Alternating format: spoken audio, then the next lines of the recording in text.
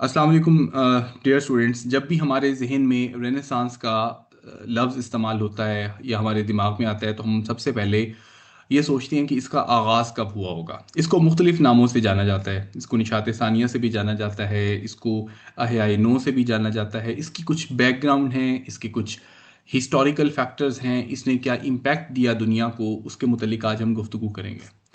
तो सबसे पहले हम चलते हैं अपनी पहली स्लाइड के मुतलिक।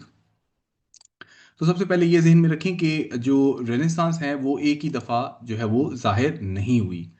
इसको काफ़ी टाइम लगा। अगर आप सिर्फ इस वाली को फोकस करें, पहली वाली को, इस वाली स्लाइड को, यहाँ पर आप ज़रा देखें तो 14 16 सेंचुरी में आगाज़ होने वाली ये तहरीक, इटली से इसका जन्म होता है।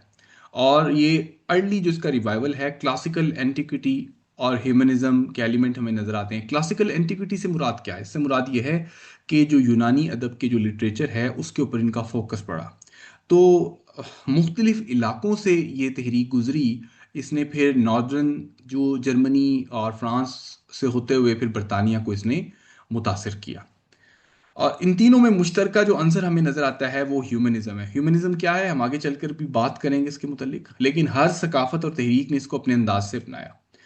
इटली में जो ये आगाज हुआ तो इटली, इसका जो अहम मरकज था फ्लोरेंस और रोम, और ये इलाके थे वेनिस। यहाँ पर एक फैमिली रहा करती थी, मेडिसी फैमिली। ये मेडिसी फैमिली काफ़ी फेमस फैमिली थी, काफ़ी मशहूर फैमिली थी। और ये फैमिली बहुत ज़्यादा आर्ट को सपोर्ट करने वाले लोग थे। इन्होंने फ़लसफ़े और तर्ज तामीर को दोबारा से प्रमोट किया। और इसके अलावा इन्होंने तामीराती तौर पर भी बहुत ज़्यादा चेंजिंग्स क्रिएट की। अगर आप बिल्डिंग का स्ट्रक्चर चेक करें यहाँ पर, तो यहाँ पर आपको ये वाली तमाम बिल्डिंग्स जो आज भी नज़र आती हैं इन ममालिक में, ये रेनेसांस दौर की बनी हुई नज़र आती हैं। यहाँ पर इन्होंने क्लासिकल जो लिटरेचर है उस पर फोकस किया। ह्यूमनिस्टिक जो स्पिरिट है यानी ह्यूमन वैल्यूज़ और इनफरादियत, उस पर फोकस किया। इसके ऊपर हम मज़ीद भी बात करेंगे ये क्या चीज़ है।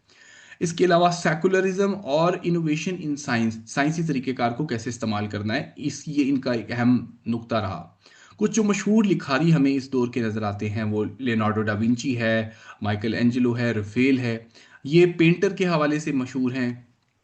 और उस दौर के जो लियोनार्डो डा विंची हैं वो ना सिर्फ पेंटर थे बल्कि मैथमेटिशियन भी थे, साइंसदान भी थे और फिलोसफर भी थे। तो ये हमारे पास इसकी इटालियन रेनेसांस का ये हमें एलिमेंट आता है कि एक फैमिली थी, रिच लोग थे, अमीर लोग थे जिन्होंने सपोर्ट किया मेडिसी फैमिली ने आर्ट और कल्चर को। उस दौर में ये होता था कि वहाँ पे कितने भी जो लोग थे उनको कोई भी काम करने के लिए फंडिंग की ज़रूरत होती थी। तो ये जो अमीर लोग थे ये फंडिंग किया करते थे। हमारे बाद फिर आ जाता है नॉर्दर्न रेनेसांस। नॉर्दर्न रेनेसांस से मुराद ये है कि ये जर्मनी, नेदरलैंड, फ्रांस तक ये फैली और ये इटालियन रेनेसांस से मुतासिर थी। ठीक है, इनका भी मौजू यही था। ये मिथोलॉजी को फोकस करते थे, रिलीजियस मिथोलॉजी को। फिर इसके अलावा ये मॉरल प्रिंसिपल, सोशल क्रिटिसिज्म, इनको फोकस करते थे। ऑयल पेंटिंग का यहाँ पर रिवाज निकल पड़ा और इसमें, और इसके अलावा इन्होंने बहुत ज़्यादा जो इस्लाही सोच है माशरे में, इसको भी इन्होंने प्रमोट किया। कुछ जो नाम हमारे सामने नज़र आते हैं वो इरेस्मस है, डुरर है और बोश वगैरह है। इसमें यहाँ पर आपको जो इरेस्मस हैं ये आपको आज भी मशहूर नज़र आएंगे। इसके नाम से आज यूरोप में स्कॉलरशिप दी जाती है, एरास्मस मंडस स्कॉलरशिप इसके नाम से। तो इस डेरिस्टस एरास्मस जो हैं ये इस एतबार से मशहूर है कि इन्होंने जो चर्च की अथॉरिटी है इनको भी इन्होंने चैलेंज किया। और हम आगे जाके रिफॉर्मेशन मूवमेंट के बारे में भी पढ़ेंगे वो कैसे चैलेंज किया जाता रहा है। अब हम चलते हैं इंग्लिश रेनेसांस मूवमेंट पे। जब भी इंग्लिश की हम बात करते हैं तो इंग्लिश रेनेसांस मूवमेंट मुतासिर है इटालियन रेनेसांस मूवमेंट से। ठीक है, और यहाँ पर अगर हम फोकस करें कि ये भी उसी दौर में या कुछ थोड़े अरसे बाद बरतानिया में इसका जन्म हुआ, उन्हीं मौजूआत को इसने अपना शोबा बनाया, जैसे कि ह्यूमनिज्म है, इंडिविजुअल नेशनल आइडेंटिटी। इन्होंने, अगर इटली वाले पेंटिंग और आर्ट में लेकर आ रहे थे, चीज़ों को चेंजिंग लेकर आ रहे थे, तो इंग्लिश लिटरेचर ने या इंग्लिश रेनेसांस ने उसको ड्रामा, पोइट्री, प्रोज और हिस्टोरिकल प्लेस के ज़रिए एक्सप्लेन किया। और इसकी कॉजेज़ के बारे में भी हम आगे चल के पढ़ेंगे, लेकिन जो इम्पोर्टेंट राइटर्स हैं जो एसोसिएटेड हैं इस इंग्लिश रेनेसांस से, वो क्रिस्टोफर मार्लो, बेन जॉनसन है, विलियम शेक्सपियर है, और कुछ सोनेट लिखने वाले राइटर्स हैं जिन्होंने इंग्लिश रेनेसांस में इम्पोर्टेंट अहम जो है वो फोकस किया। तो इटली की रेनेसांस से हमें पता चलता है कि क्लासिकल एलिमेंट यानी ग्रीक लिटरेचर को दोबारा से उन्होंने पढ़ा, इंट्रोड्यूस करवाया। नॉर्दर्न रेनेसांस में हमें पता चला कि उन्होंने रिलीजियस एलिमेंट को भी टच किया और उसको भी क्रिटिसाइज किया और सोशल क्रिटिसिज्म की। जबकि इंग्लिश रेनेसांस की जो खास बात थी, उन्होंने उसको पोइट्री में इम्ब्यू किया, पोइट्री में, हिस्टोरिकल प्लेज में, ड्रामा में, और जुबान के जरिए जो है वो निशात सानिया या तब्दीलियां लाने की कोशिश की। एक पूरी तहरीक थी ये, जिसमें मुख्तलिफ तरीकों से मुख्तलिफ समाजी अदबी हलकों में अ, तब्दीली लाने की कोशिश की गई। अगर आपसे कल पूछा जाए निशात सानिया क्या है या रेनेसांस क्या है, तो ये एक ऐसी अदबी तहरीक है जो इटली से जिसका जन्म हुआ, फिर नॉर्दर्न यूरोप से होते हुए बरतानिया तक पहुंचाने वाली ये तहरीक थी, जिसमें दोबारा से क्लासिकल लिटरेचर को, अदब को, समाजी तनकीद को बेदार किया गया, और फिर फोकस जो है वो रिलीजन से हटकर ह्यूमनिज्म की तरफ चला गया। अब आप कहेंगे कि भाई रिलीजन तो उस वक्त भी बड़ा डोमिनेंट था, लेकिन हम आने वाली चल के स्लाइड्स में डिस्कस करेंगे कि रिलीजन की अथॉरिटी को कैसे इस तहरीक ने वीक किया।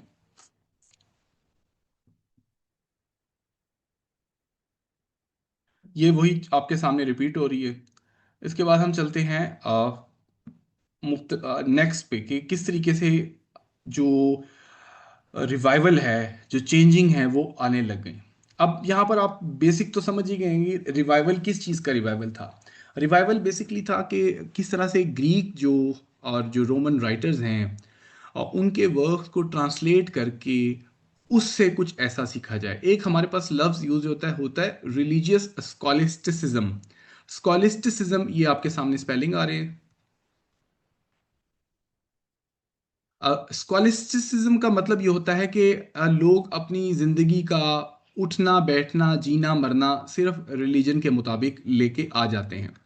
तो बेसिकली रेनेसांस जो है ये शिफ्ट था रिलीजियस स्कॉलिस्टिसिज्म की तरफ से आकर, ये शिफ्ट था ह्यूमनिज्म की तरफ, सेकुलरिज्म की तरफ, या साइंस की तरफ। ठीक है। तो पहले चर्च डिसाइड करता था क्या ठीक है क्या गलत है, क्या सही होना चाहिए, क्या जुर्म है क्या नहीं। बाद में ये शिफ्ट लोगों ने क्वेश्चंस के जरिए, रीजंस के जरिए, तजर्बात के जरिए, या एविडेंस के जरिए, या साइंस के जरिए इन्होंने करना शुरू किया। तो it was a shift from religious scholasticism to moderate secular humanism. तो पेट्रार्क उस दौर में एक अहम फर्द समझा जाता है जिसने इस चीज़ की बुनियाद रखी। उन्होंने कहा कि क्लासिकल लिटरेचर को खुद पढ़ना चाहिए। उल्मा को जब पुरानी तहरीरें मिली तो उसमें फ़लसफ़ा, साइंस और सियासत से मुतल्लिक नए नज़रियात थे, तो उन्होंने बादशाहत पे भी सवाल करना शुरू कर दिए। अब यहाँ पर ह्यूमनिज्म की हम बात करते हैं। ह्यूमनिज्म क्या है? ह्यूमनिज्म बेसिकली इंसानियत पसंदी है, इंसानियत से नफरत नहीं है। तो ह्यूमनिज्म ये कहती है कि इंसान की जो अकल है, उसकी सलाहियत है, वो बड़ी अहमियत की हामिल है, और सिर्फ मजहबी की तालीम के बजाय दुनियावी जो तालीम है उस पर भी फोकस करना चाहिए। पहले लोग रिलीजियस पे फोकस थे, अब दुनियावी तालीम भी पढ़ना शुरू कर दी गई थी। और जब आप पढ़ते हैं तो फिर आप सवाल करते हैं।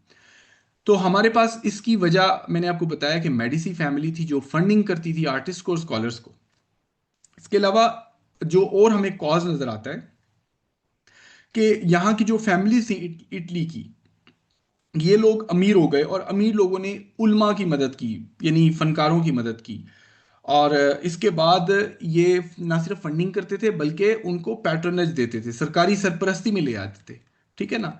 उस पैट्रोनेज में जब लेकर आते थे तो वो एक आलिम जो है, जब वो सारी जिंदगी फिक्रों से बिल्कुल मावरा हो जाएगा तो अच्छे तरीके से स्टडी करेगा।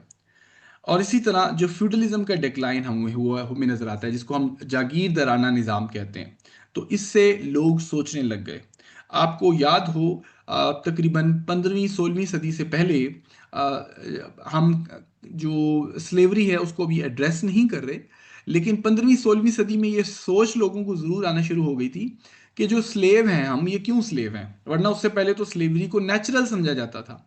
नेचुरल क्या होती है? कोई चीज़ नेचुरल उस वक्त नेचुरल बन जाती है जब उस इलाके के कवानीन उसको जायज़ करार दे दें, जब उसको नॉर्मल करार दे दिया जाए, जब सब लोग ये समझना शुरू कर दें कि भाई ऐसे ही चल रहा है, पहले भी ऐसे था, अब भी ऐसे ही चल रहा है। तो जब कोई चीज़ नेचुरल करार दे दी जाएगी तो उस पर सवाल करने वाला जो भी शख्स होगा उसको मुजरिम कहा जाएगा। मिसाल के तौर पर ख़वातीन की जो कम हैसियत है या ग़ुलामों के साथ जो माजी में तसव्वुर रहा है, वो आज की सदी में चैलेंज होता था, लेकिन उस सदी में सवाल करने वाले शख्स को मारा पीटा जाता था। तो इस दौर में प्रिंटिंग प्रेस ने भी बहुत कारनामा दिया, जागीरदाराना निज़ाम भी ख़त्म हुआ, कुछ एहतजाज भी हुए 14वीं सदी के दरमियान में। तो उसकी वजह से आइडियाज़ फैले, लोगों ने पढ़ना पढ़ना सीख लिया, सवाल करना सीख लिए, थिंकिंग कर ली, गुफ्तगू हुई, डिबेट हुई। तो ये तमाम चीज़ों ने रेनेसांस की बुनियाद में उसको, यानी उसको स्पिरिट देने में बहुत ही ज़्यादा फोकियत दी। लोगों को जहाँ पे भी इल्म मिलता था वहाँ पे वो सोचते थे, जहाँ वो पैसा मिलता था वो उसको फंडिंग करते थे तालीम के मामले पे। फिर ख्यालात फैले लोगों के ज़रिए, फ़िलासफ़र्स के ज़रिए। और हम प्रोटेस्टेंट रिफॉर्मेशन मूवमेंट में भी इसके बारे में पढ़ेंगे कि किस तरह से रिफॉर्मेशन मूवमेंट में प्रिंटिंग प्रेस ने बड़ा कारनामा सर अंजाम दिया। तो बेसिकली हमें इसके कॉजेज और इम्पैक्ट में काफ़ी सारी चीज़ें पता चलती हैं कि जब इल्म, वसाइल, पैसा, आज़ादी सब चीज़ें साथ मिलेंगी तो माशरा तरक्की करेगा। जब थिंकिंग आज़ाद होगी। आज भी हम क्रिटिसाइज़ करते हुए कहते हैं कि हमारे माशरे में, यानी जो जनूबी एशियाई माशरे हैं, वहाँ पर निशात सानिया पहुँची ही नहीं है। उसकी वजह पैसों की कमी, माशरती जवाल, आबादी की बढ़ोतरी, इसके अलावा ना सोचने की कैफियत, और बहुत ही ज़्यादा ट्रेडिशन को आंखें बंद करके फॉलो कर लेना। ये इसकी एक वजह है कि हमारे अंदर वो चीज़ें उस तरह से डेवलप नहीं हुई। तो ये मेडिची फैमिली है जिसको आप देख सकते हैं कि किस तरीके से इसने इन सारी चीज़ों को सपोर्ट किया। नेक्स्ट चलते हैं हम।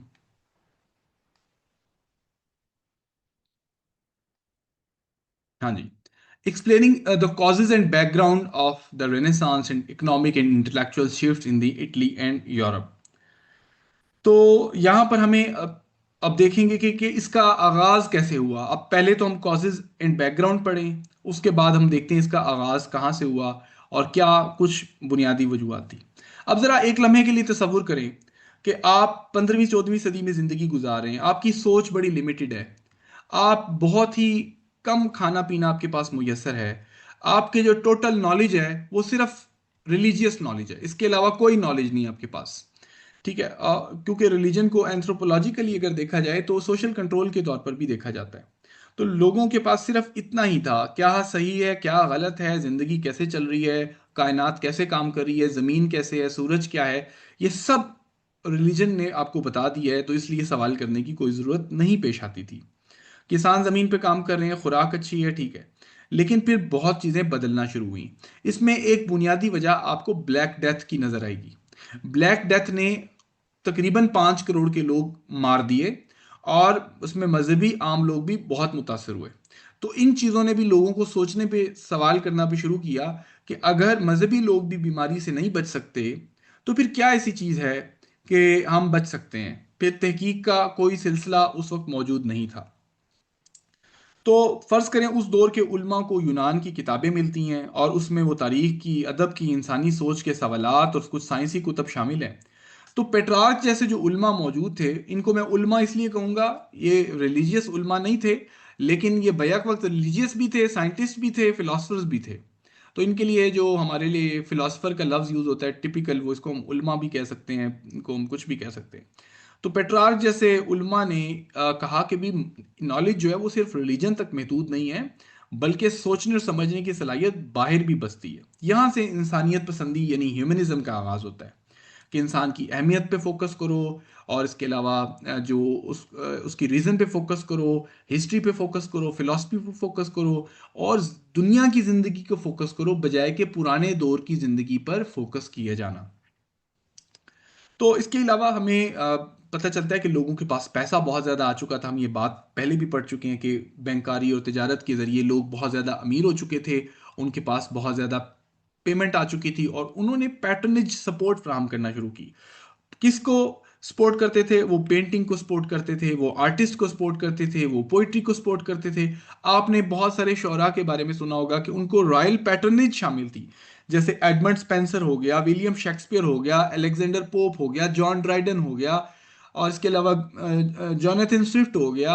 ये तमाम, और अर्ल ऑफ सरे और Thomas white, Ben Jonson, Tennyson, Wordsworth, ये तमाम वो लोग थे जिनको अमीर लोगों की माली मुआवनत शामिल थी, और वो उनको सपोर्ट करते थे कि भी आप लिखें, हम आपकी सपोर्ट करते हैं। तो नतीजतन वो ना सिर्फ गवर्नमेंट को सपोर्ट कर रहे होते थे, बल्कि उस दौर के तौर तरीके को भी सपोर्ट करते थे। कुछ दो चार बीच में क्वेश्चन करने वाली भी शायरी लिख लिया करते थे।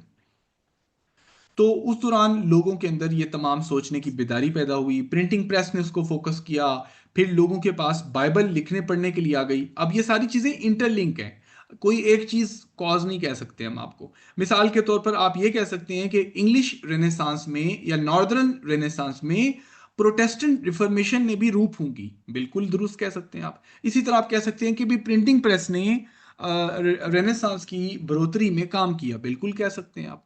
इसी तरह आप कह सकते हैं पैसों की कसरत जो है अमीर लोगों ने, इसने भी कॉज किया, बिल्कुल कह सकते हैं। तो मल्टीपल फैक्टर्स इसमें मौजूद हैं।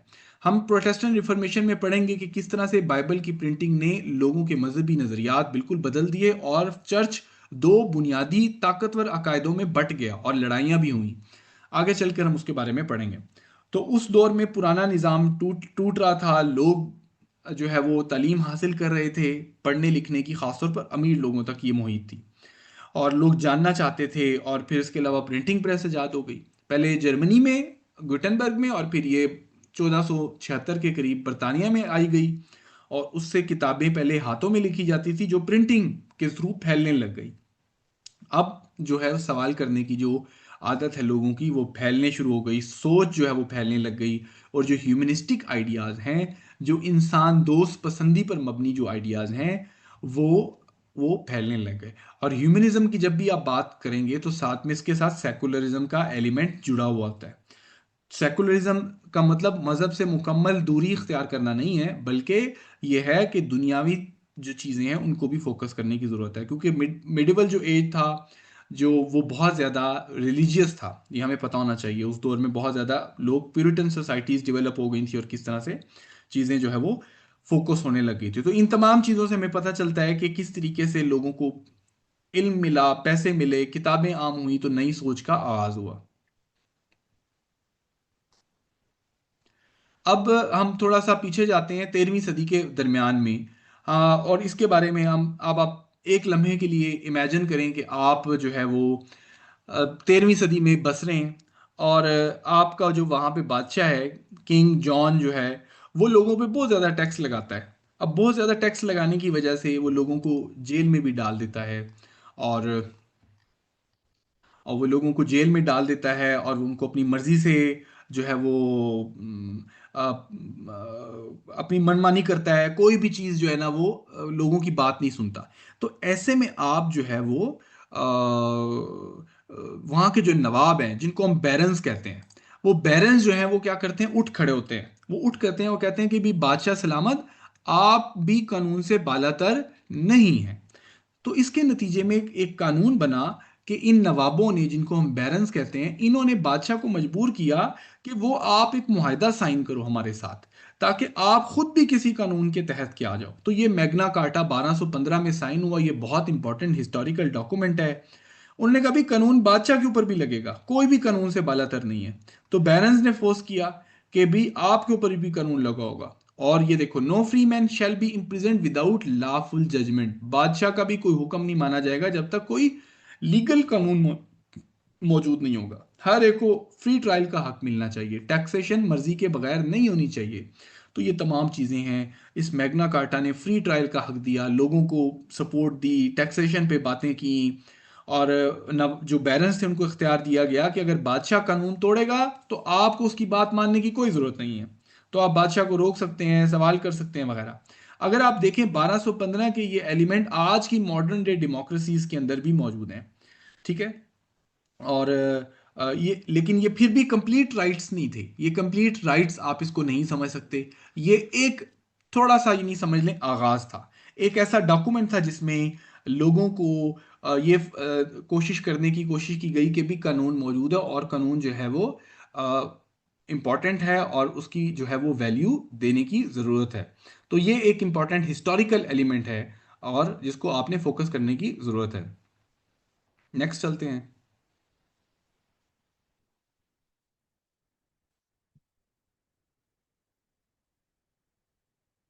Protestant reformation. Protestant reformation movement की अगर आपने आगाज देखना है तो आपको सबसे पहले वाइक्लीफ के बारे में आपको पता होना चाहिए। जॉन वाइक्लीफ ने 1337 में एक तंजीम की बुनियाद रखी। उस तंजीम का नाम था लॉलेड्स मूवमेंट। तो वाइक्लिफ का ये मानना था कि जो बाइबल है वो लातीनी जुबान में लिखी गई है, और तो क्यों ना उसको मिडल इंग्लिश में ट्रांसलेट किया जाए ताकि लोगों के पास एक्सेसिबल जो है वो बाइबल की कॉपीज मौजूद हों। और इसके नतीजे में क्या होगा, जब हमारे पास बाइबल की कॉपीज लोगों के पास होंगी तो लोग खुद से डिसाइड कर सकेंगे, उनको मजहबी रहनुमाओं के पास जाने की कोई ज़रूरत नहीं होगी। तो इसके नतीजे में जो तहरीक शुरू हुई उसको हम प्रोटेस्टेंट रिफॉर्मेशन मूवमेंट के नाम से जानते हैं। एक और एलिमेंट जो हमें इसमें नजर आता है वो मार्टिन लूथर के 95 थीसिस हैं। इसने चर्च यानी कैथोलिक चर्च के उसके कामों के ऊपर तकरीबन एतराज़ात किए, और एतराज़ात के उसने 95 के करीब सवाल किए। मिसाल के तौर पर उसके में से चंद सवालों में से ये था कि चर्च पैसे लेकर लोगों को निजात क्यों देता है, चर्च पैसे लेकर लोगों को क्यों बख्शवाता है, चर्च पैसे लेकर क्यों जो है वो चर्च की ताज़ीन आरइश करता है, चर्च के लोग अमीर क्यों हैं, और चर्च के लोग जो है वो हर बात पर लोगों पर टैक्स लगाते क्यों हैं। ठीक है, आपको पता है शादी ब्याह या कोई फंक्शन हो गया, किसी के छोटे मोटे खतने हो गए, वहां पे पादरी पहुंच जाते थे टैक्स लगाने के लिए कि भी और फिर चर्च क्यों डिवाइड कर रहा है लोगों को, रकबे दिए होते होते थे बाकायदा पादरियों को कि ये तुम्हारा रकबा है, इधर तुम पढ़ा सकते हो चीजें, इधर तुम सरमनीज करवा सकते हो। तो बेसिकली ये सरमनी करवाने वाले एजेंट थे चर्च के जो पादरी है। तो मार्टिन लूथर ने कहा कि भी हमें इन एजेंटों की कोई ज़रूरत नहीं है, और चर्च में जो लगी हुई हैं तस्वीरें लगी हुई हैं ये तो पैगन कल्चर है। पैगन कल्चर वो उन लोगों को कहते थे जिनको वो काफिर समझते थे। ठीक है, तो मार्टिन लूथर ने एतराज़ात किए थे। उन एतराज़ात की तकरीबन 95 के करीब एतराज़ात थे। वो उसने चर्च की दीवार पर पेवस्त किए, और वो फिर जो एतराज़ात है जब आम लोगों तक पहुंचे तो लोगों ने सवाल करना शुरू कर दिया, और उन्होंने कहा कि भी हमें किसी पादरी की जरूरत नहीं है, सिर्फ हमारा जो ईमान है ईसा अलैहिस्सलाम पर वही हमें बचा सकता है, हमारे लिए काफ़ी है। बाइबल हमारे पास सोल अथॉरिटी है, कोई चर्च जो है वो मेडिएट नहीं कर सकता। और फिर उन्होंने ये भी कहा, क्योंकि इससे पहले क्या होता था, पादरी कहते थे कि भी चर्च जो है वही बाइबल को इंटरप्रेट करने की अथॉरिटी रखता है, और कोई शख्स इंटरप्रेट नहीं कर सकता, और कोई शख्स नया नजरिया नहीं ला सकता, कोई नया सवाल नहीं कर सकता। उससे क्या होता था, चर्च की सारी तालीमात को मोड़ तोड़ के अपने मर्जी से इंटरप्रेट करके पादरी पेश करते थे, और लोगों तक सोचने समझने की सलाहियत पहुंचती नहीं थी। अगर कोई बात ऐसी लिख गई है जो वो मुतनाज़ है तो पादरी उसको फौरन से वाइट वॉश करके एक्सप्लेन करेंगे। तो जब आम आदमी सोच नहीं सकता, पढ़ नहीं सकता, इंटरप्रेट नहीं कर सकता, तो वो सवाल नहीं कर सकता। तो और अगर सवाल करेगा तो उसकी अथॉरिटी को चैलेंज किया जाएगा, उसको मारा पीटा जाएगा। तो इस वजह से बहुत सारे प्रॉब्लम आए। इस रिफॉर्मेशन मूवमेंट ने लोगों को सवाल करने की सलाहियत बख्शी, और इसकी वजह से बहुत सारे लोगों को मारा पीटा भी गया, जिंदा भी जलाया गया, बहुत सारी रिलीजियस वॉर्स भी हुई, परसिक्यूशन भी हुई। इसके बदले में हमें दो चर्च में जो दरारें मिलती हैं वो हमें नज़र आती है। कैथोलिक चर्च जो है वो सेपरेट हो गया प्रोटेस्टेंट चर्च से। प्रोटेस्टेंट चर्च बेसिकली बरतानिया का चर्च था। इसकी थोड़ी सी हिस्ट्री में हमें बरतानिया के जो बादशाह हैं, जो जिन्होंने तकरीबन 1532 में, उनका मुझे जहन में नाम नहीं आ रहा, जिन्होंने एक शादी की वजह से सेपरेट कर लिया चर्च ऑफ इंग्लैंड, एक अलहदा बना लिया सिर्फ इस वजह से कि कैथोलिक चर्च उनको इजाज़त नहीं दे रहा था शादी करने की। तो उन्होंने कहा कि ठीक है मैं अपना चर्च बना लेता हूँ। तो 1532 में उन्होंने एक अपना चर्च बना लिया, उसको चर्च ऑफ इंग्लैंड के नाम से जाना जाता है। ठीक है, और हेनरी दी एट्थ उनका नाम है, हेनरी दी एट्थ। और इसके बाद ये भी एक इम्पॉर्टेंट एलिमेंट आपको पता होना चाहिए कि किस तरह से बरतानिया का चर्च स्प्लिट हुआ कैथोलिक चर्च से, और वो किस तरीके से बिल्कुल जो है वो अलग जो है वो हदायतें लेने लगा। तो ये प्रोटेस्टेंट रिफॉर्मेशन बेसिकली चर्च की एक मूवमेंट थी जिसने चर्च के थ्रू लोगों को आगाही देने की कोशिश की, लोगों को जो है वो आइडियाज़ दिए, और लोगों को कहा कि किस तरीके से सवाल कर सकते हैं। याद रहे, मैं अक्सर ये कहता रहता हूँ कि जब भी किसी मुल्क का बादशाह जो मज़हब इख्तियार करेगा उसकी रआया को भी वही मज़हब इख्तियार करना पड़ेगा। अदरवाइज उनके पास कोई गुजारा नहीं रहेगा। जो बच कुछ जाएंगे लोग, वो ठुड्डे खाएंगे, वो मार खाएंगे, वो पिटाइयाँ खाएंगे। तो आज बरतानिया की जो आबादी है उसमें मेजॉरिटी जो लोग हैं वो प्रोटेस्टेंट्स हैं, या फिर आप कह लें कि अब तो खैर बहुत सारे लोग मज़हब भी छोड़ चुके हैं, लेकिन मेजॉरिटी की अगर आप बात करें तो वो चर्च ऑफ इंग्लैंड को फॉलो करने वाले लोग हैं। ठीक है, कैथोलिक चर्च के फॉलोअर्स कम हैं। तो क्योंकि बरतानिया के जो बादशाह हैं उसने उसने प्रोटेस्टेंट चर्च को कबूल कर लिया था, और बाद में आने वाले हर बादशाह के लिए ये लाजमी था तकरीबन 18वीं सदी तक कि हर हालत में वो चर्च ऑफ इंग्लैंड का वफादार होना चाहिए। अगर वो चर्च ऑफ इंग्लैंड का वफादार नहीं होगा बादशाह, तो उसके खिलाफ बगावत हो जाएगी, जो कि हमें नजर आती है 1685 के दौरान, जब James the first, sorry James the second जो है, जो जब बादशाह बना चार्ल्स सेकंड के बाद, तो लोगों को पता चला कि जेम्स द सेकंड तो कैथोलिक है। ठीक है ना, आपको पता है पुराने दौर में लोग अपने नजरिए नहीं छोड़ते होते थे। आज आपके लिए शायद बड़ा आसान हो, वैसे आज भी आसान नहीं है। कोई शिया से सुन्नी नहीं बन सकता, सुन्नी से शिया नहीं बन सकता। सारा मसला इसलिए वो लोग भी अपने अकीदे नहीं छोड़ते थे। तो जेम्स सेकंड की वजह से बड़ा मसला आया और फिर उसको निकाल दिया गया। और उसको इन्हीं इसलिए निकाल दिया गया कि भी आप जो है वो, चूंकि प्रोटेस्टेंट चर्च को फॉलो नहीं कर रहे हो, तो आप निकल जाओ यहाँ से। तो अब हम चलते हैं अपने ह्यूमनिज्म के ऊपर बात करते हैं कि इसमें क्या हमारे पास टॉपिक है। हमारे ह्यूमनिज्म, जैसे मैंने नाम से आपको बताया कि इंसानियत पसंदी, इंसानियत दोस्ती का नाम है। एक ऐसा फिलोसफिकल शिफ्ट है जिसमें लोगों ने फोकस किया कि किस तरीके से हमने सेंट्रलाइज अपनी जो थिंकिंग है वो एंथ्रोपोसेंट्रिक करनी है। अगर आप इस पे फोकस करें कि ज्यादातर पुराने जो लोग हैं वो मजहब को बहुत शिद्दत से फॉलो करते थे। उनके लिए मजहब, चर्च और आखिरत की तैयारी जिंदगी का अहम काम था। हर शख्स अपने आप को खुदा का नेक बंदा साबित करने की कोशिश में लगा रहता था। हर एक की कोशिश ये होती थी वो सेल्वेशन हासिल कैसे करे। आज आप, हम लोग पता है क्या कहते हैं, निजात। हम कहते हैं ना कि निजात कह लें या फिर उसको कह लें, तो ईसाइयत में लफ्ज यूज होता है सेल्वेशन। सेल्वेशन का मतलब होता है आप मजहब को फॉलो करते हुए मर जाएं तो आपको निजात मिल जाएगी। इस तरीके कार को हम कहते हैं थियोसेंट्रिक तरीका। थियोसेंट्रिक से मुराद कि आपका फोकस सिर्फ खुदा और उसकी सोच, उसका मरकज था। जबकि जो ह्यूमनिज्म है इसने कहा कि एंथ्रोपोसेंट्रिक होनी चाहिए, एंथ्रोपोसेंट्रिक ह्यूमन सेंटर्ड। अगर हम ह्यूमन सेंटर्ड अप्रोच रखेंगे तो फिर दुनियावी जिंदगी, अकल, इसकी सलाहियत और शख्सियत पे फोकस होगी हमारी। और फिर हम इंसान के बारे में सोचेंगे। हम जो है वो देखेंगे इंसान क्या बना सकता है, क्या तख्लीक कर सकता है, क्या लड़ सकता है, किस तरह से अपनी मुश्किलात हल कर सकता है। वो सिर्फ डिवाइन के ऊपर इन्हिसार नहीं करेगा, क्योंकि डिवाइन तो बहुत पुराने लोगों के भी एलिमेंट मौजूद थे, बहुत पुराने लोग भी डिवाइन पे फॉलो कर रहे थे, तो क्यों ना हम अपना कोई बेंट ऑफ माइंड लेकर आए। लेकिन रेनेसांस में एंथ्रोपोसेंट्रिक मॉडल आने का मतलब ये नहीं था कि गॉड की इंपॉर्टेंस खत्म हो गई थी, नहीं। बहुत सारे लोगों के लिए गॉड मीनिंगफुल था, वो पादरी के पास जाते थे, लेकिन सोच चेंज हो गई थी, थिंकिंग चेंज हो गई थी। तो अब अगर हम देखें तो यहाँ के जो लोग थे 15वीं सदी के, 16वीं सदी के, इन्होंने क्लासिकल जो टेक्स्ट हैं, एंशियंट रोमन मैनस्क्रिप्ट्स हैं, प्लेटो और एरिस्टोटल के, उनको उन्होंने स्टडी करना शुरू किया। उन्होंने उनको जब स्टडी किया तो उनको फिर अंदाज़ा हुआ कि इन किताबों में ये जो पुराने लोग थे मजहबी तालीम बिल्कुल नहीं थी। जैसे प्लेटो और एरिस्टोटल की तहरीरों में आपको मजहबी तालीम नहीं मिलती, आपको अदब, फलसफा, सियासत, इंसानी फितरत, सवालात, कुछ साइंसी पेचीदगियाँ, उसके बारे में आपको चीज़ें मिलती हैं।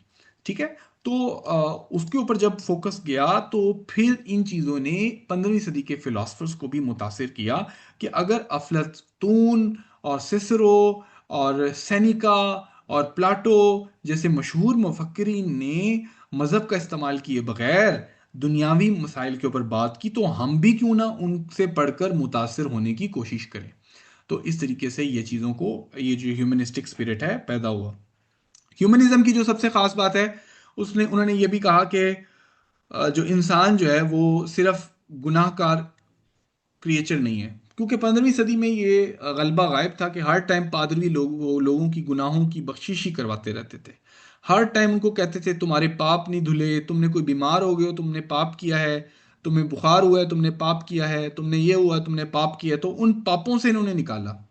उन्होंने कहा कि यार ये दुनिया जो है वो सिर्फ इसमें गुनाह और ये यही कोई चीज़ अहमियत नहीं है, बल्कि तख्लीकी सलाहियत, इखलाकी सोच और इंतखाब के ज़रिए हम जो क्राइम्स हैं, जो जुर्म हैं, उनको रोक भी सकते हैं। हम इंसानी अकल के ज़रिए हम ये सवाल कर सकते हैं कि अपनी तकदीर हम खुद से कैसे डिसाइड कर सकते हैं, बजाय कि हम वेट करते रहें किसी डिवाइन पावर का। तो यहाँ पर अब थर्ड वाली स्लाइड में अगर हम चलें, इस वाली में, तो हमारी इंसानी पोटेंशियल और उसके ऊपर फोकस किया। ये जो लफ्ज़ यूज़ हुआ है वर्चू, वर्चू से मुराद कि सिर्फ नेकी ही एक मकसद नहीं है, बल्कि इंसान अपनी सलाहियत, काबिलियत, एक्सीलेंस और अपनी मेहनत के ज़रिए चीज़ों को हासिल कर सकता है। ठीक है, आपको मैंने बताया होगा कि लोगों का जो फेथ है वो कब डिक्लाइन किया बहुत ज़्यादा। वो डिक्लाइन हुआ जब ब्लैक डेथ हुई। ठीक है ना, ब्लैक डेथ की वजह से बहुत ज्यादा प्रॉब्लम आए। लोगों ने सवाल करना शुरू किया, यार 5 करोड़ बंदा मर गया है और तुम अभी तक दुआओं के जरिए मसले हल कर रहे हो। और आपको बड़ी हैरत की बात बताऊं, 19वीं सदी तक हमारे पास उस ब्लैक डेथ का कोई सबूत मौजूद नहीं था कि वो बीमारी कैसे आई, क्यों आई, क्या वजह थी, क्या इलाज था। आज हमें पता है, thank to the scientific method आज हमें पता है, लेकिन उस दौर में नहीं पता था। तो इससे ह्यूमनिज्म के अंदर इस मेडिवल सोच ने इंसानों को फोकस किया कि भी इंसान जो है वो कुछ पढ़कर, तारीख को, अकल को इस्तेमाल करके, शायरी को पढ़कर, मॉरल फिलॉसफी को पढ़कर एक अच्छा सिटीजन्स, अच्छे लोग, अच्छे जो है पादरी, अच्छे इंसान आप बन सकते हैं। तो अब ह्यूमनिज्म ने लोगों को एक आइडिया दिया कि इंसान सोच सकता है, क्योंकि ह्यूमनिज्म से पहले इंसान सोचने के ऊपर पाबंदी थी। आप नहीं सोच सकते थे, आप सवाल नहीं कर सकते थे, जो चर्च ने कह दिया वही फाइनल है, चर्च के ऊपर कोई बात नहीं कर सकते थे। लेकिन ह्यूमनिज्म ने कहा कि इंसान सीख सकता है, इंसान अगर गलत काम करता है उसको सजा मिलनी चाहिए, इंसान खूबसूरती पैदा कर सकता है, इंसान शायरी तख्लीक कर सकता है, ड्रामे लिख सकता है, इंसान अपनी ज़िंदगी को मानी देने के लिए कुछ ना कुछ कर सकता है। और दुनिया की ज़िंदगी भी अहमियत की हामिल है, क्योंकि उससे पहले पादरी गरीब लोगों को कहते थे, तुम दुनिया में यहाँ पे गरीब हो, आखिरत में मिलेगा सब कुछ, तुम्हें कोई ज़रूरत नहीं है मेहनत करने की, तुम्हारा नसीब लिख दिया गया है। लेकिन ह्यूमनिज्म ने कहा कि नसीब अगर लिख दिया गया है तो नसीब को बदलने की कोशिश भी करनी चाहिए। तो इन तमाम चीज़ों को अंदर हम देखते हैं कि रेनेसांस ने किस तरह से तालीम, साइंस, सियासत और के ज़रिए इंसान को प्रायोरिटाइज किया, फोकस किया और उसको अपलिफ्ट किया। एक चीज़ जो मैं कहना चाहूँगा कि ह्यूमनिज्म वो एक ऐसा इनकलाब था जिसने यूरोप को ये सिखाया कि इंसान को सिर्फ नेकी, बदी या नजात की ज़रूरत नहीं है, बल्कि इसको अकल, किरदार, तख्लीकी सलाहियत और साइंसी तरक्की की भी ज़रूरत है। इसने लेकिन यहाँ पर एक मैं थोड़ा सा प्रॉब्लम है आपको मैं बताऊंगा, मैं अक्सर रिपीट करता रहता हूँ कि कोई भी आइडिया, कोई भी नज़रिया अपने आप में मुकम्मल नहीं होता। आप लिटरेचर रिव्यू जब पढ़ रहे होते हैं ना, तो आपका काम यही होता है कि ऑलरेडी एग्जिस्टिंग फिलोसफीज में या ऑलरेडी एग्जिस्टिंग आइडियोलॉजीज के अंदर आप गैप आइडेंटिफाई करते हैं ना। ठीक है, तो आप उस गैप को आइडेंटिफाई करते हुए नया नॉलेज प्रोड्यूस करते हैं। तो आप ये मत समझ लें कि भाई रेनेसांस आ गया था, बल्ले बल्ले गुड हो गया, जबरदस्त हो गया, नहीं। रेनेसांस के अंदर भी कुछ गैप्स थे, रेनेसांस के अंदर भी कुछ प्रॉब्लम थी।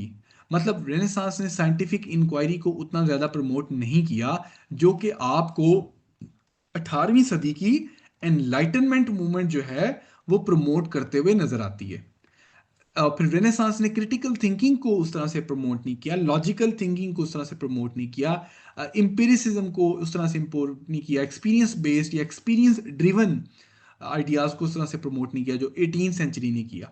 और फिर इसी तरह 18th सेंचुरी की जो मूवमेंट है एनलाइटनमेंट, उसके भी कुछ ड्रॉबैक्स हैं कि उसने पर्सनल फीलिंग्स को इग्नोर किया, उसने जो है वो फोकस रैशनल इंक्वायरी तक रहा, उसने स्लेवरी को टच नहीं किया, उसने वेमेन एम्पावरमेंट तक बहुत लिमिटेड असूल रखा, और उसने एनिमल्स की तो बात ही नहीं की। ठीक हो गया, उसने नॉन साइंटिफिक बात या इको क्रिटिसिज्म के मुतालिक तो कोई बात ही नहीं की। तो आपको मैं बताना ये चाह रहा हूं कि हर फिलॉसफी के अंदर, हर नजरिए के अंदर गैप्स होते हैं, और उस गैप्स को फिल करने के तरीकेकार को हम लिटरेचर रिव्यू के थ्रू फिल करते हैं, नए आइडियाज जनरेट करते हैं। तो इस गैप को फिल करने के लिए अक्सर हर शोबे में, मैं हर शोबे की बात कर रहा हूँ, मैं मेंशन नहीं करता किसी भी हर शोबे की, चाहे साइंस हो, फलसफा हो, रिलीजन हो, उसको उस गैप को फिल करने के लिए नया नॉलेज चाहिए होता है, ताकि उसके गैप को फिल करके नया नॉलेज प्रोड्यूस किया जा सके। तो अब आपके पास स्लेवरी बैन है जो कि 15वीं सदी में बैन नहीं थी। आपके पास वुमेन एम्पावरमेंट मौजूद है, चाहे कागजी सही, जो कि 15वीं सदी में मौजूद नहीं थी। ये सारी गैप के थ्रू आया है। आज हम जब जानदारों और परिंदों और नॉन लाइफ एंटिटीज यानी दरख्तों, पौधों और ज़मीनों और दरियाओं की बात कर रहे हैं, तो ये 15वीं सदी के मुफक्किरीन ने सोचा तक नहीं था जो आज हम सोच रहे हैं। तो इसका मतलब है कि ये नया नॉलेज जो हमने प्रोड्यूस किया, ऑलरेडी एग्जिस्टिंग नॉलेज के गैप से प्रोड्यूस किया। तो बेसिकली हमें ये समझने की ज़रूरत है कि ये पूरा जो सफ़र है ये हमें मैसेज देता है कि इंसान ने चर्च से शुरू हुआ, फिर रवायत से लेकर, तहकीक से लेकर, अंधी अकीदा परस्ती या पैरवी से लेकर अकल तक कैसे रसाई हासिल की, महदूद सोच से बाहर वो कैसे निकला। हम अपना टॉपिक यहाँ पे वाइंड अप करते हैं, क्योंकि ऑलरेडी हमारे पास 3 मिनट्स रह गए हैं। नेक्स्ट जो स्लाइड होगी वो हम अपने कल वाले लेक्चर में पढ़ेंगे। आने वाले टॉपिक में हमारे पास ये वाले कंटेंट हैं। हम इंडिविजुअलिज्म एंड जीनियस और सेकुलरिज्म और उसके पैटर्नेज के मुतालिक बात करेंगे। इसके बाद में हम साइंटिफिक थॉट के बारे में बात करेंगे, उस दौर में कैसे उसने मुतासर किया। फिर इसके बाद हम देखेंगे किस तरह से रेनेसांस के स्पिरिट ने उसने मुतासर कैसे किया लोगों को, क्या नए नज़रियात दिए। तो ये हमारी लास्ट स्लाइड होगी और हम अब मिलेंगे कल अपने लेक्चर में। तब तक के लिए इजाज़त दीजिए। अगर आपको कोई सवाल है नोट कर लीजिएगा, वो हम परसों के लेक्चर में हम इसको डिस्कस करेंगे। ठीक है, थैंक यू वेरी मच।